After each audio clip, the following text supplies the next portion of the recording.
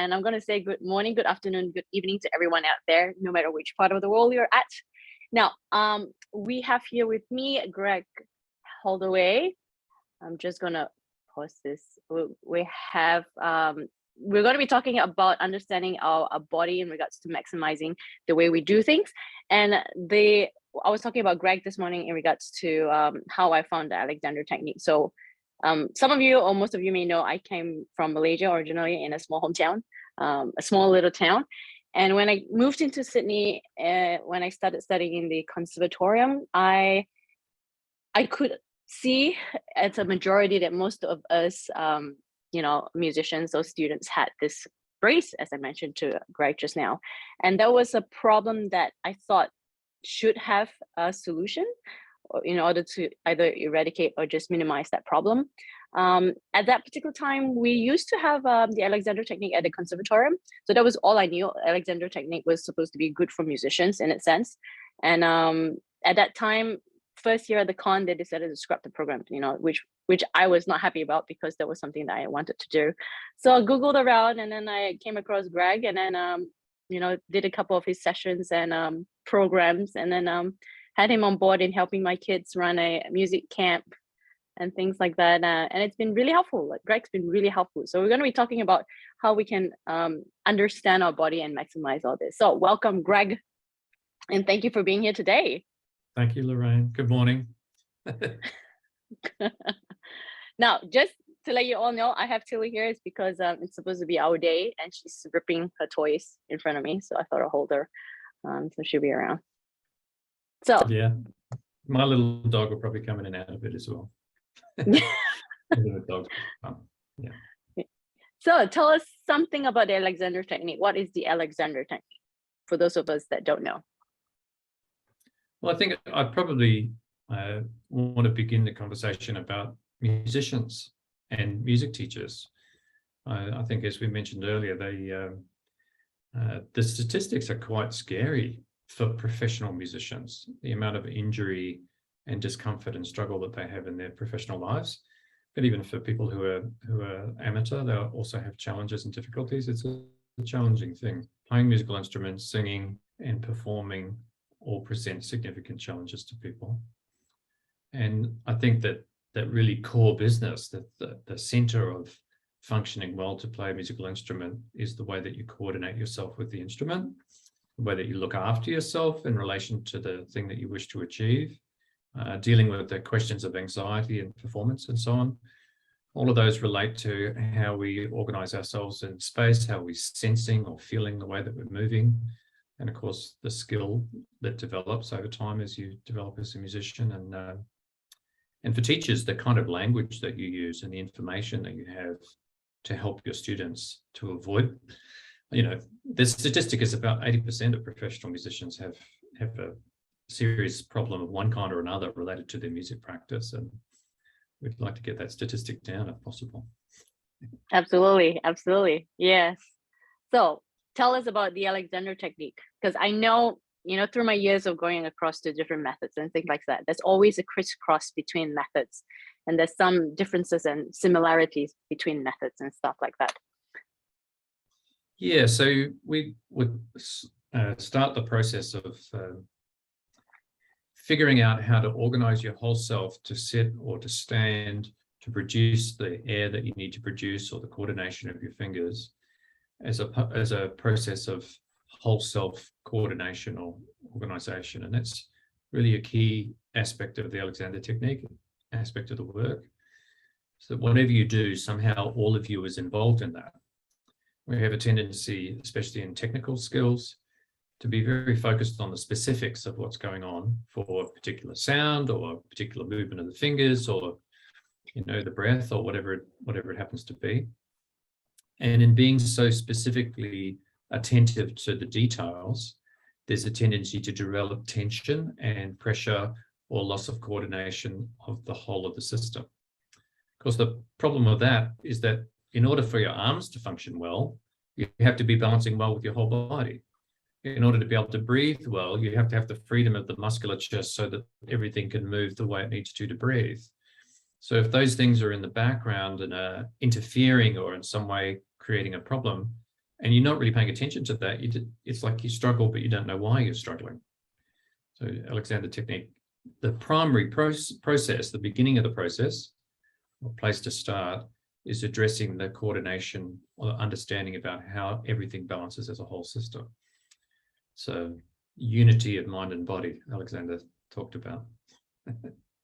No, that's good. That's good. And remember there was one session you did with me talking about wearing high heels, like the way that we stand has to change with that. That's right. Like I wouldn't even think about that. You just put your feet in your shoes and that's it, off you go. But the thought process of how we have to adjust our body to suit. Well, I guess some people get away with it, but you see a lot of people with high heels, for example, or with particular musical instruments that struggle without really knowing why they're struggling. Some people find it easier, some people find it harder. When it's harder, it's not always obvious what the problem is. And if you do want to change what you're doing, if you do want to improve what you're doing, then it's going to mean paying attention to what you're doing in a new way. And Alexander Technique provides some skills and tools to help with that. So you kind of know what you're looking at, you know what you're looking for, and that you can have a clear idea about what to think about. Yeah, high heels are fun. I've actually taught quite a few people to walk in high heels. That's right. No, it's great fun. Now, I know we're looking at it in a musician sense. So those of you that that are not familiar in this side of the world, like initially I thought Alexander Technique was just for musicians, and going into all these sessions that Greg has hosted in Australia, I've come to realize that no, it's also connected to everyday activities and in regards to what we do on a daily basis. So you don't actually have to be a musician to kind of learn the Alexander Technique or understand it in doing anything else, everything else, instead of just music based itself. So give us some tips before we head towards the specialty of teaching and being a musician. Give us some tips in regards to how we can, change the way we look into things on our daily basis, like different activities that you may suggest or come across with in all the sessions that you have with people. Yeah, absolutely. So if you think about it, you use your coordinate for everything. Walking, sitting, standing, doing things in the kitchen, or everything that you do involves some way the organization or the coordination of yourself. So as I said earlier, if you're going to look to create improvement, that's going to mean paying attention to what you're doing in a new way, bringing some kind of mindfulness to the process of your actions. And we can provide some tips and some ideas about what to think about in relation to that. So let's take a couple of simple examples. So yeah, what's the common question that people throw out there for you to? Well, people often have neck and shoulder discomfort. That's often comes up. Lots of things come up, but that's obviously something that a lot of people experience. And there's an idea that somehow or other this has to relax in order to be more comfortable, and yet the attempt to relax is usually not that very successful, and people struggle with that. Funnily enough, for a person with that kind of discomfort, quite often it's a question of the support that's coming through the whole body from the chair or from the way that they're standing, balancing over their hip joints or balancing over their legs. So for a piano player, for example, for a pianist, we might look initially at the movement of the whole body on the stool, on the seat, in a way which is including the rolling of the pelvis on the chair. This tension that people often experience up here is associated with lifting up in the chest and lifting up in the arms in a way which is, in a sense, could be said to be trying to hold yourself up with the musculature which is up here, when really what holds you up is the support that comes up from underneath. It comes from the chair underneath you and the capacity for your pelvis to move along with the rest of the torso. So in the Alexander work, we often talk about the primacy or the importance of a relation between the head and the spine. And when we think about it, the other end of the spine is the support from the pelvis. So you have movement at the top with your head in relation to your spine. Spine is flexible through the middle. Maybe we'll talk a little more about that later.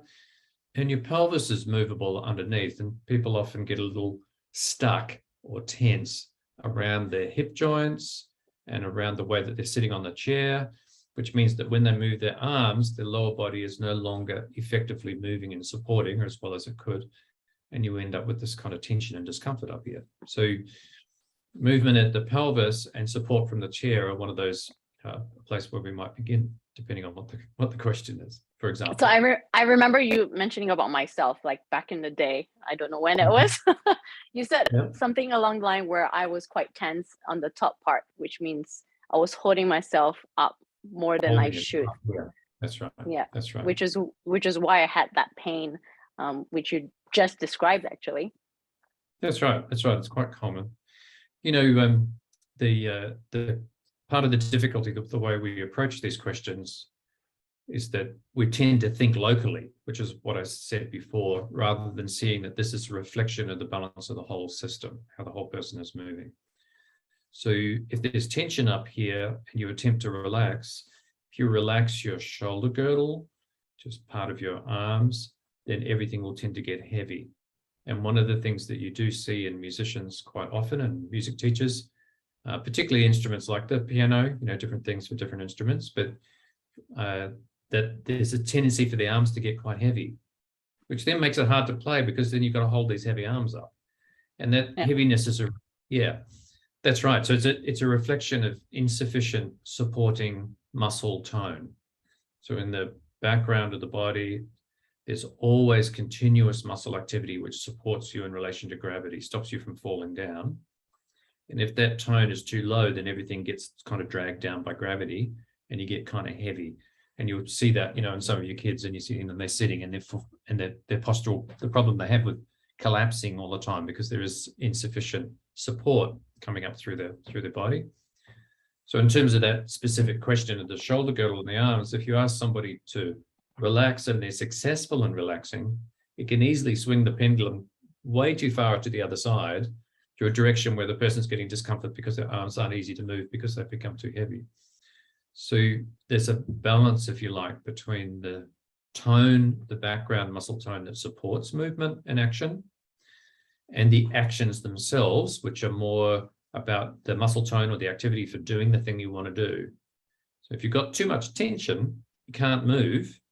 And so you push yourself to move, and that stiffness interferes with performance, but it also makes you very uncomfortable.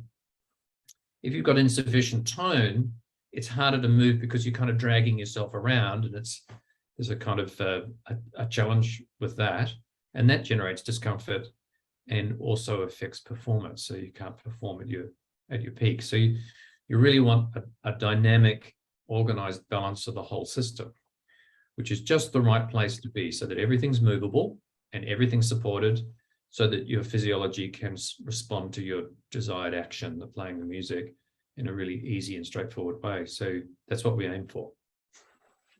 So I know everybody has their own problems, but it all kind of comes back to that problem. Like, I think everyone's got, in regards to how they hold themselves up, it's a little bit different from person to person. Am I right to say? Yeah, that's right. That's right. Like, you know, as a piano player, sometimes you have this movement where the shoulder goes up in order to play on the keys, or if you're typing on the computer, it's the same thing. Cello player with the shoulder, sometimes, you know, you have this weird position. And like, even with teaching teachers, I've noticed, you know, when we put a violin up, automatically that little move when So let's introduce kind of the second major principle. We've already got time to talk about major principles. So everything is related to the coordination of the whole of the self. So that's the first major idea. Mm-hmm. And now we're going to talk about conscious cooperation with the way the body works, conscious cooperation with the way the instrument works. In ordinary life, the way that door handles work, the way that steps are organized. We talk about conscious cooperation with the way things work. And that can start with the conception of what's happening in your own structure, in your own body. Sometimes that principle is referred to as body mapping, and people will have heard of the term body mapping. So we take that principle and we extend it to the cooperation with the instrument and the way in which things work in the world as well. So, for example, if I was to ask you the question, this is not really a little test, Lorraine, but if I was asking you the question, where does your arm attach to the rest of your body? Where's the bony connection between your arms and the rest of your body. Well, what do you think most people would say if you ask them that question? What would be the general answer? Yeah, most people are going The to say, arm oh, attention, yeah. yeah. And you know, of course, that from a bony structure, from a skeleton point of view, that's not where your arm's attached to the rest of your body. If you feel your collarbones, and you feel across towards the center. You can use your little partner at the back, as you always. Yeah, going back that we can look at, which we will do if we need to. Yeah. You can actually feel these little bumps on your own collarbones in towards the center, and if you feel that bump and then you move your arm around, you can feel the bump moving. That's your collarbone moving. The structure of the arm comes from the torso, and from a bony structure point of view comes from this joint. It's like this is where your arm joins onto the rest of your body in the skeleton. And of course, the movement of your shoulder blades around your back. So if we look at the skeleton for a moment, see, when in a little model like this, it's quite fun because they have to put screws in to hold the scapula, the shoulder blade, on the back of the ribs. Because if you didn't have those screws there, the whole arm would just fall off. So a human being ideally doesn't have screws in there. So this is this is incredibly movable. And what supports it, what keeps it in this place, is the muscles that go in towards the spine and up into the neck and the skull. So this whole structure is incredibly movable. It pivots on that point you were discovering earlier, which is here, where the collarbone comes from the shoulder blade and the rest of the arm and comes across and attaches onto the sternum in the middle. So if you can feel that in another person, you can feel it in yourself. As your shoulder blades move around in your back, it's pivoting on this point, which is where the collarbone joins on. And that's a really key piece of information, because whenever you move your arms, your collarbone and your shoulder blades will move. True. I'm responding to that because, yeah, that's right. Yeah, so guys, don't freak out. We're not doing any medical things. You don't have to know all the names and things like that. It's just understanding that itself. Yeah, so when you move your arm, say you reach your hand towards the piano keyboard or the computer keyboard or something, then there must be movement here. And if for some reason you've got the idea that this should not move, and people often have that idea because of the kind of tension problems, oh, my shoulders go up and therefore I've got to try and hold my shoulders down. And if you try and hold your shoulders down in response to that, you create stiffness that prevents them from moving. And as soon as they're prevented from moving, it gets much harder to do things with your arms, because your arms, this is part of your arms. This part of your body is part of the arm. And when you move your arm, your shoulder blade and your collarbone and all of this will move. So all of that wants to be movable. If I bring my arm up, my shoulder points up. If I bring my arm forward, now the point of my shoulder is all the way over here. It's moved forward a whole lot. And that movement is occurring in the torso as the shoulder blades are wrapping around the ribs. So everything's moving as a whole system. It's an example of what I mean when I say we're looking to help people cooperate with their own structure. And there are many other examples, but that's a classic one for musicians. So I can't tell you how many times I've taught that to people. That's right. Picking up the oboe, or reaching for the piano or the violin, whatever it is, this whole structure is so movable, and we want to make sure that it's available to do what it needs to do in order to play the instrument. Yeah. Absolutely. No, it's good insight. It's good insight. All right, guys, if you're just tuning in, type in below as in a hashtag, either hashtag live or hashtag replay. You can always come back and rewatch it if you missed the earlier part of what we've gone through.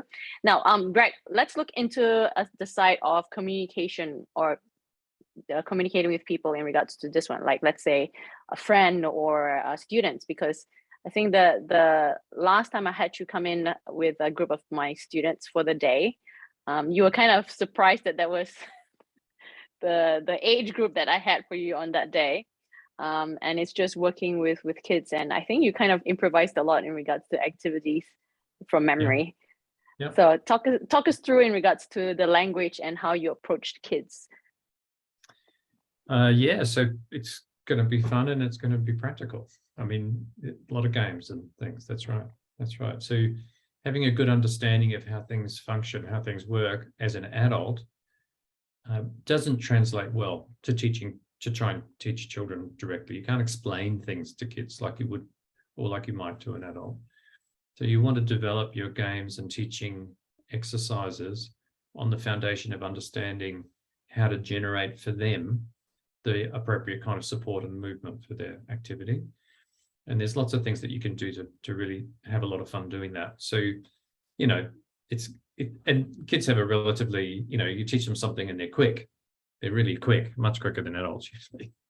So, you know, it doesn't take much for the idea to come across about what it is that they need to do, so that you develop a very simple way of reminding them. And there are systems out there developed from the Alexander technique, particularly for children, for young children, for kids. I've taught kids a fair bit in the past, though these days I tend to work mostly with adults. And you know, you got to find a fun way to do things. So I'll give you an example. Very often in like thinking about brass instruments, so trumpet, for example. Person picks up the trumpet, and very often with the trumpet, like with other instruments lifted in the front, especially with kids, you'll often see them lifting up their chest in the front and kind of leaning backwards. And there are all kinds of fun ways of working with that tendency to lean backwards as the child lifts up. Or the flute is another great example of that, right? The fact that for a child, the instrument is usually pretty big, depending on, you know, if you can have different size instruments for different kids, but often the instrument is quite big, and this thing is coming towards they're bringing it towards their face, and they kind of back away from it, and they try and get it in the right place, and it develops this habit of leaning backwards. That creates a real problem with anything that involves the production of air. Creates pressure in the lower back and in the neck because you're unbalanced, leaning backwards, but it also means the muscles in the front have to work in a way that gets in the way of easy breathing. So one child I worked with once who had very strongly had this thing, and we want to create a process where the person and the instrument come together. So rather than as the instrument comes towards me, I move away from it, so they go leaning backwards, you want them to come together. And I got one game that I developed for this child once, which was just a fun thing to do. We had him get a hold of a cushion. I could grab a cushion and show you. Like this. Set a cushion like this, and stand near the wall and hit the wall with the cushion. You had to hit the wall with the cushion like that, wham, like that. Just hit the wall with the cushion like that. And it was kind of fun because then what we were figuring out was that as you hit the wall with the cushion, you come forward over the top of the hip joint. Now, I'm not going to describe that to a child like I'm describing it to you. It just turns into a fun game. You know, they go like this, and they go like this, and they go like this. And he had to do that like 10 times, and then he'd pick up his trumpet, and he'd pick up the trumpet, and we're creating this pattern where the body comes forward to meet the instrument as the instrument is coming up. Now, to make it really clear, to be balanced over the top of the hip joint, maybe we'll talk about where your hip joints are, balanced over the top of your legs, so that the musculature is available to produce the power for the sound. It makes it so much easier to use a wind instrument if the whole torso is free to move in relation to producing the air for the sound. That doesn't mean that you can't lean backwards when you play the trumpet or the saxophone. You know, you play the saxophone and you're going to move around a lot, and you know it's going to be a lot of fun. Leaning backwards is fine as long as you don't live back there. If you're constantly back here, it's going to create a problem. You're going to end up with a back problem. You're going to end up with neck shoulder tension. You're going to be unable to produce the power, and I've seen it in some cases create real significant problems for people's breathing, which are quite challenging to change once they've been established for some years, because this area won't move easily when you lean backwards, right? So leaning forwards and backwards is fine as a part of the instrument playing. You just don't want to be stuck there all the time, right? And that's the thing that we're looking at changing. So there's an example with a kid. Just and then his instruction, he went home with his parents. He was pretty young. He might have been, I don't know, 10 or 12 or something. And then his instruction with his parents was, just for a little while, not forever, just for a little while, a little game with the cushion and the wall to remind him that he comes forward towards the instrument as the instrument comes towards him in order to practice. And before long, it'll change that pattern, reduce the tendency to be pulling backwards rather than organizing forwards towards the instrument. So there's an example, and there's lots of examples. No, absolutely. Yeah. As soon as I start thinking about it, more examples pop into my head. So. I know we could go all day. No, I remember at that time we had I think the youngest student I had was about 6 years old, 5-year-old. And then what I've noticed since then, because ever since you made that comment, was she had a perfect posture as a young little child. And as I see her grow, or see a couple of my kids grow when they started, like, let's say age 4 or 5-ish, they've had no, structural problem whatsoever until they start growing longer and taller, is when those common problems start to set in, like in regards to, let's say, the violin and things like that. So I have been keeping my eye out on my students, but I have noticed that the younger they are, it's less likely for them to develop those problems if they are being taught properly. But as they grow older, just because the limbs start growing, is when you kind of have to reorganize. Yeah. That's a mapping, body mapping. So we remap the size of the body progressively for the student. It happens naturally for people, but the map can be behind the actual physical progression. So as the person's getting taller, their sense of being taller lags behind. And when that lags behind, then they're moving as if they're still moving in a smaller body. And that creates all kinds of challenges with coordination. So there's a couple of other things, games that we can play with that kind of thing. One of the ones I like doing, I have done with kids, is measuring the person in relation to the instrument. How big is the instrument? How big are you? How big is the instrument? How many violins tall are you? How many or do it with the guitar. How many guitar heights are you? We have a bit of fun with, this is how big the instrument is. This is how big you are. You are like you're 2.5 violins, or you're 5 violins high, or 5.5, like that. So there's this sense of, I know how big I am in relation to how big the instrument is. That is, for some students, can be very helpful. Both the mapping of their own structure, so they have a sense of how tall they are, how wide their wide arm span is, that kind of thing. And also the size of the instrument itself. So we often, again, it does depend on the student and what they're experiencing, but the mapping, or getting a really clear sense of the dynamics of the structure and the movement of the instrument. When you see experienced players or adult players who have been very successful with an instrument, it's like the instrument is just an extension of their own body. There's no real distinction between instrument and body. It's like, and what the neuroscience tells us, what the neurology tells us, is that that's in the brain, that there are changes in the brain through the learning of an instrument which extend the brain cells to include the instrument as an extension of the physical structure of the body. So when you see somebody who's playing and it just looks like they're so united, so integrated, the instrument and the person as one thing, you are seeing something which actually happens in the brain. That's a real thing. The instrument becomes an extension of yourself, right? But in the beginning, it's not like that. It's like the instrument is a thing. It's an awkward thing. It's a shape, and I've got to make it, and it's sort of separate from me, and I don't know it as well as I know me, and there's kind of awkwardness around that. So you can do an activity to help to map in a fun way the size and the dimension of the instrument for the student.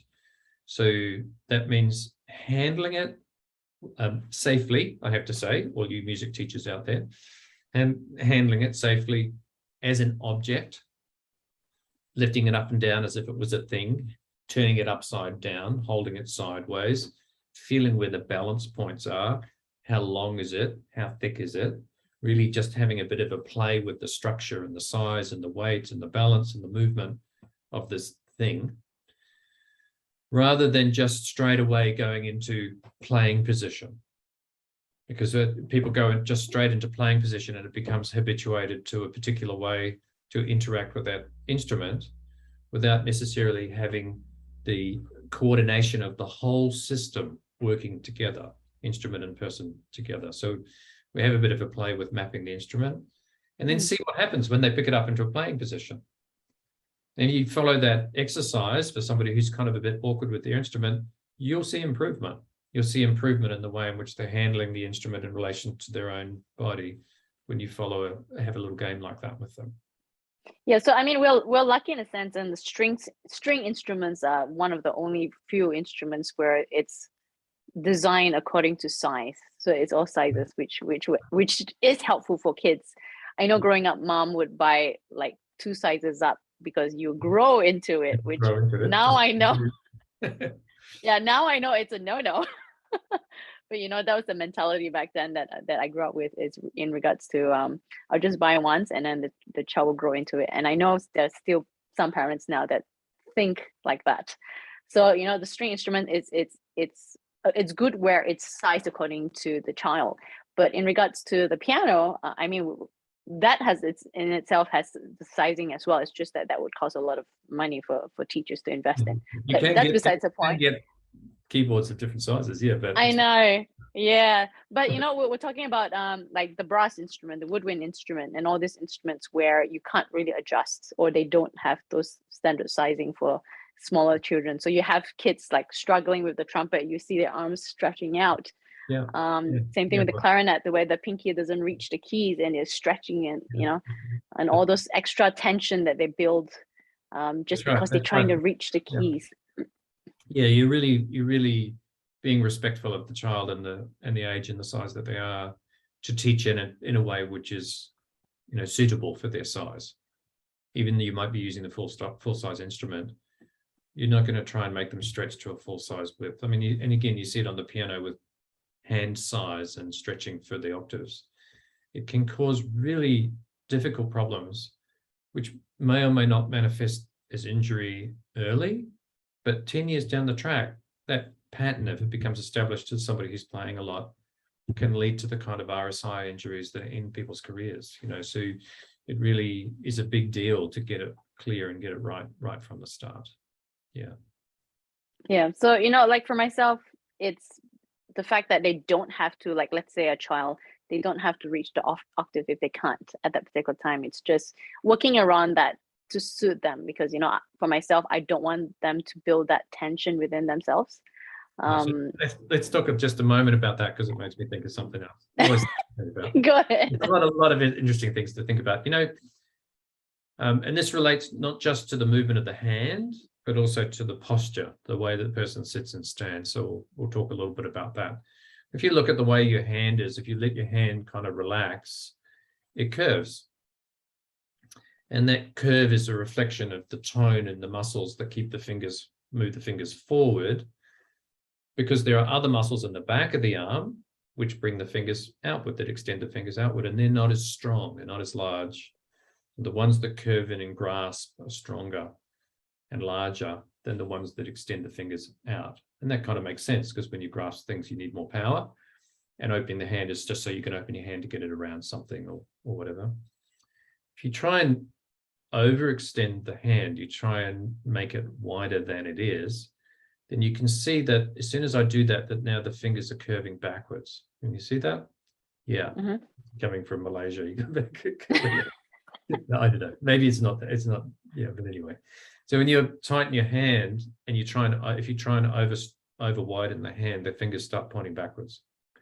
And as soon as you have that happening, there's going to be a tremendous amount of stress in the musculature around the elbow, above the elbow, where those muscles connect, and in the back of the hand, in the hand, right through the back of the arm, makes the fingers very stiff.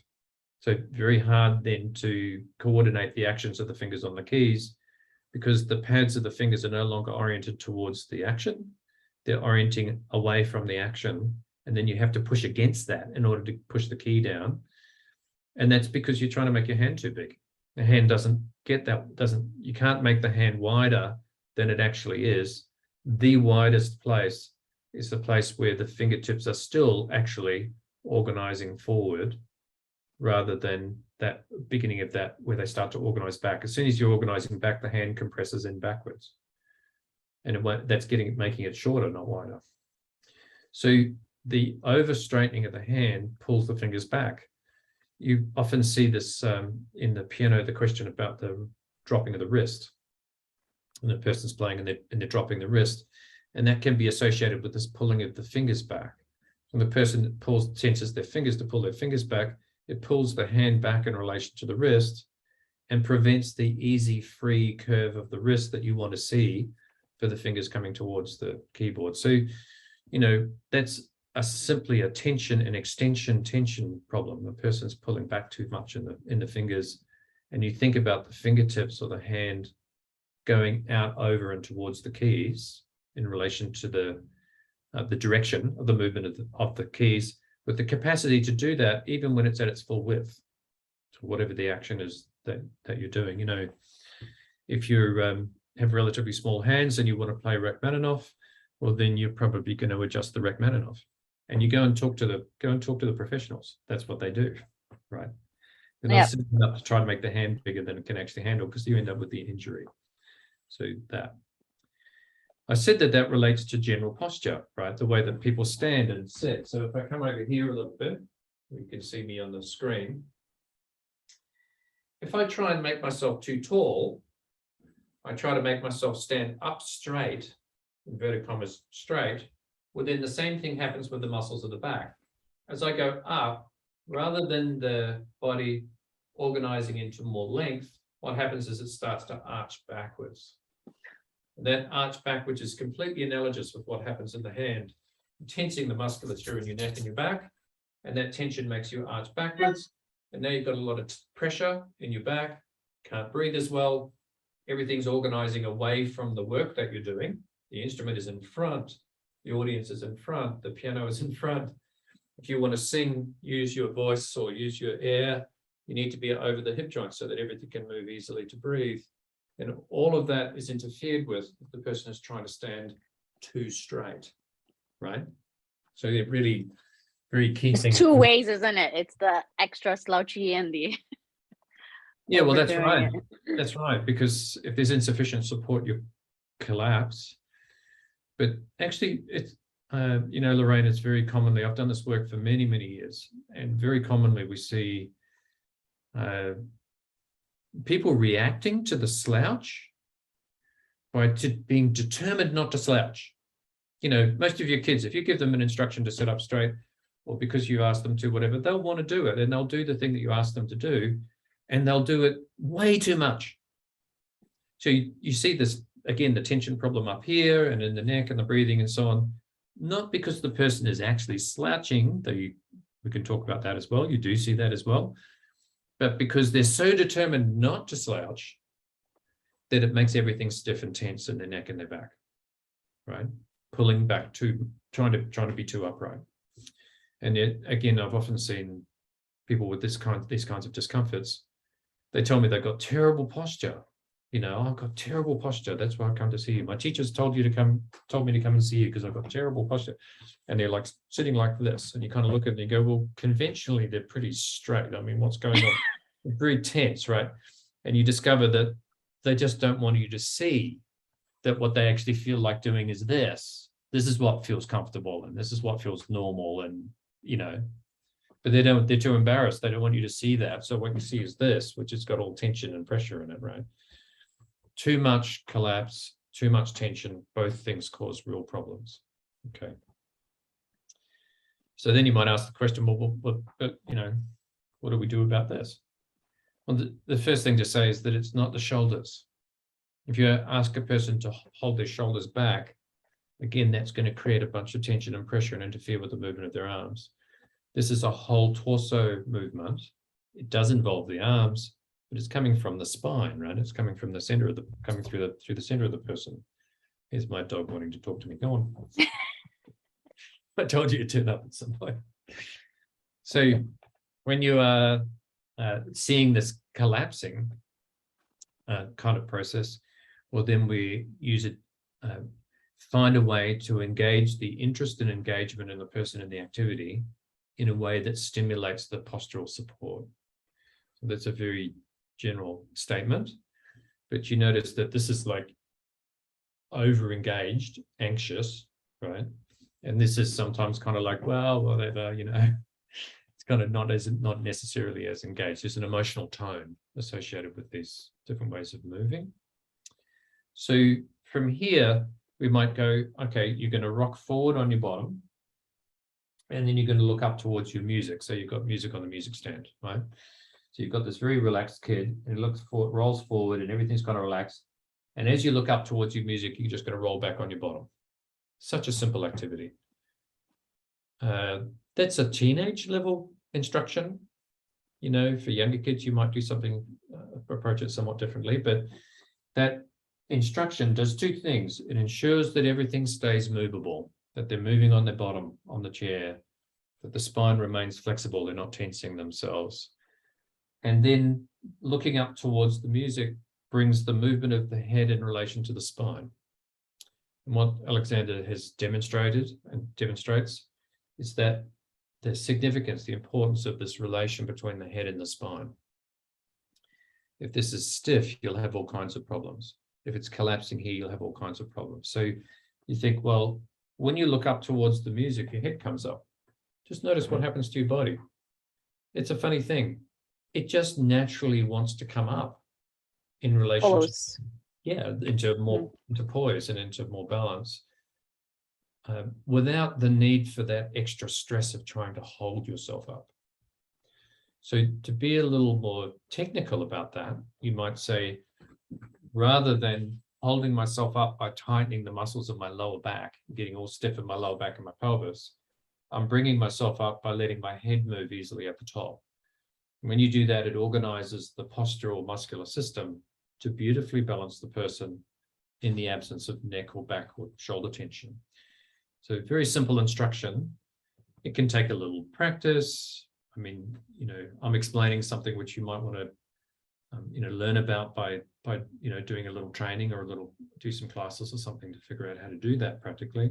But that is the way that it works. And I've had a number of my music teachers who've come and worked with us say, you know, it's incredible. I just do this little thing and I get them to move and I think about like that, and they look up towards them and they're just sitting beautifully. And I don't really know how it happened. It happened so easily. It's simple. It's like, it couldn't be that simple.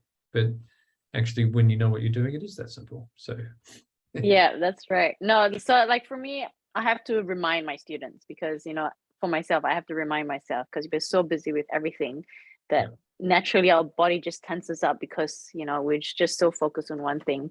But like for my students, I'm like, okay, you have to remind yourself in regards to how you should be bringing your body up. Like I've got a couple of transfer students and their posture is just atrocious that they always end up with the lessons like, oh, miss, my shoulder hurts. Yeah, you know, I'm like, it's because the way you stand, you know, immediately you go into those of you that watch The Simpsons, I call it the Mr. Burns posture. So I'm like, immediately go into that posture. So, you know, I have the mirror in my studio and so that they can visually see it, because sometimes when they explain it to them and they're trying to fix themselves, they can't really change it unless they can visually see something. Yeah, that's a really an important point. The way things feel doesn't always match the way they are. You often see that with your students and even with yourself, that the student feels like they're standing easily balanced or upright and they're actually leaning backwards quite a lot, and they don't know that they are because they can't feel it. They're not feeling that. So Alexander originally used mirrors as a guide for what he was doing back in the day. Alexander was a voice user, using a professional performer with his voice. And that's the thing, dance studios have mirrors. Dance studios have mirrors. Well, mirrors are a two-edged sword, I mean, some people get a bit freaked out by mirrors, and I think that's probably fair enough. And I'm not necessarily recommending the use of a mirror. A teacher who's well educated, who has some knowledge about what to see, is just as valuable and probably more valuable than a mirror, simply because it's not just about the shape. If you try and put yourself in a shape, then you tend to get stiff because you're using the system that moves you to try and hold yourself in place, which then you've got a problem because then you can't move. because you're using the system that moves you to hold yourself in place, everything gets stiff and you can't move. So there's more to it than just trying to put yourself into a shape. You want to, like you used the word poise before, or balance, everything remains movable in the context of being well supported. Yeah, I like to use the term supported. So I learned a lot in all your sessions, like, the kind of words that we use in explaining things and helping people change things. What are the key words that you would advise people out there to use for themselves and in their studio? Yeah, so for adults, I say movability, being movable.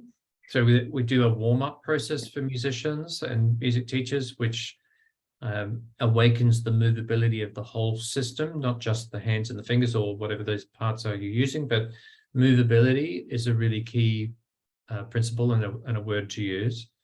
But for kids, I call it wiggliness, or being wiggly. It's a wiggly warm-up, and we go through a system where they wiggle this and they wiggle this and they wiggle that and they wiggle this, and can they wiggle all those bits while they walk, and can they wiggle all those bits when they sit, and what about when they pick up their instrument? Are they still wiggly or are they not wiggly? It's that's the kind of kids language. Adult language would say movable or movability, right? So that language is helpful because in order for things to organize well, to balance well, to coordinate well, the whole system has to be movable. It has to be able to adjust to whatever's going on. If you stiffen your legs, then you reduce the movability of the whole system, and that will affect what you can do with your fingers and your breathing and everything else. So you're working to systematically remind people about the movability in the joints of the whole of themselves, or if you like, the wiggliness. Wiggliness, yeah. So that's one of the things. We remind people about that the head and the whole body move together as a system. So head and whole body is a kind of language that we use. And sometimes it's like, remember you have a head. And they go, oh, then it's kind of weird. But then you go, okay, and it's not just this, it's from here up. If you point a little in under your earlobes or in here like that, and you go, oh, that's my skull. And it's movable. My head is movable in relation to my spine. So that's kind of the next level. Remembering that you have it, and you'd be surprised, given that the person's flexible, movable, and you get them to remember their head is moving in relation to the spine, and they remember that and walk across the room, and then their walking will get better. The way they pick up the instrument or the way that they bend or breathe, it's fundamental to the way human beings coordinate, that there's a dynamic or moving relation between the head and the spine, the head and the whole spine. So I'd say something like that. Yeah. We're very conscious of developing what we call a yes plan or an action plan. And if we have time, maybe we will share that screen and I'll show you the little triangle to explain this, if there's time for that. Sure. Yeah, because yes, yeah, I can go ahead. I'll go ahead and do that. Yeah, now let's do that. Yeah. It's just a way of describing a little bit about what I'm describing and talking to you about. We talked about overall coordination, that every action is an action of the whole self, and that attention to how the whole system moves together is key to creating the conditions so that everything else can work properly. Everything else can work the way it wants to work. So head and whole body, head and whole body. We talked a little bit about body mapping or conscious cooperation. These days I say conscious cooperation with the way things work. So it's more than just body mapping. It's about the instrument and the world and the audience and so on. But to begin with, body mapping is about the structure, cooperating with the structure of the body. We've talked a bit about shoulders and hip joints and the way that you stand and move. And all of that is in service of what you do in your action. And it says here what you want expressed as a constructive idea. And that's me being fairly academic. I have an academic background, so I'm a bit academic. We have to watch out for that. These days we just call it a yes plan, because the language that you use with your students either brings into their mind the thing they want, or it brings into their mind the thing they don't want. And the way the physiology works, the way that our muscular systems and nervous systems work, is that it responds to the idea in your mind. So I don't want it to be too fast. is a problematic instruction. I do want it to be the speed that I want it to be. I do want it to be this speed. That works well, but I don't want it to be too fast as a problem, because then what happens in the mind is the idea of too fast, and the nervous system will start to produce too fast. And then you'll try and stop it from being too fast, and that'll make you stiff because you're trying to stop something that you're already doing, and then you're in a big complicated mess, right? It just makes things very, very difficult. Sure. So yes plan, that is really thinking about the instruction that you're giving to your students. And even though you might say, oh, it's too fast, or oh, they're too tense, or oh, they need to, they're leaning too far back or something, that's what's in your mind. And then you convert it in your mind to an instruction which asks for what you actually want. So what I want expressed as a constructive idea, that's a yes plan. What do I actually want? Well, I want you to balance over the top of your hip joints, or to come up and forward as you lift up the instrument. I want you to think about the speed. Hum for me the speed that you want to play the music, so that we're clear that you know what the speed is. Yeah. So those kinds of instructions which bring into the student's mind the actual required outcome, rather than the negation of something that you don't want. And when you watch yourself as a teacher, you probably be, well, certainly, and musicians more generally, you might be surprised at how often the thing that is in the person's mind is the thing they don't want. You just ask them all the time, what are you thinking about? What do you want here? And then they start talking about all the stuff they don't want. And you go, that's not what you want. That's all the stuff you don't want. If you're clear about that, it can make a tremendous difference to your effectiveness of your teaching. So coordination, head and whole body, how the whole person coordinates. Body mapping, the way in which we cooperate with the structure of the body. So you're not fighting against the structure, like trying to hold your shoulders still when you move your arms, like that. And action planning, what you want expressed as a constructive idea or a yes plan, ensuring that you really are asking for what you actually wish to achieve. Yeah. All right. There we go. Thanks for that. Wow. Okay. So main tip or give us something that we can take away in regards to something we can use on a daily basis. So it doesn't have to be music based. Yeah, I think, I mean, it's a funny thing to say, especially if you're talking to parents. It's a funny thing to say that things generally work better when you pay attention to what you're doing. And isn't it funny? I also have a dry sense of humor, I've discovered.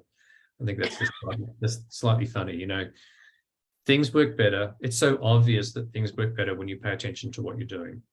And yet when you are in ordinary life, as much as in musical practice, you often find yourself kind of going on automatic, doing things that you've done many times before without really thinking about it. And people often get caught by that, by, making some mistake or going the wrong way or whatever. But even just in general, in things that you're quite successful at, we have a tendency to fade away from actually paying attention to what we're doing.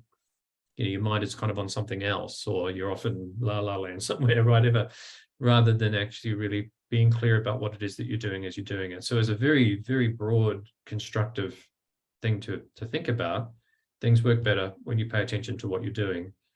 And you've got to have a little smile when you say it, because it is kind of funny. But, what do you say to your children when they come to cross the road? Well, you make sure that they know that they're going to stop and they're going to look, and they're going to make sure they know that the road is clear, right?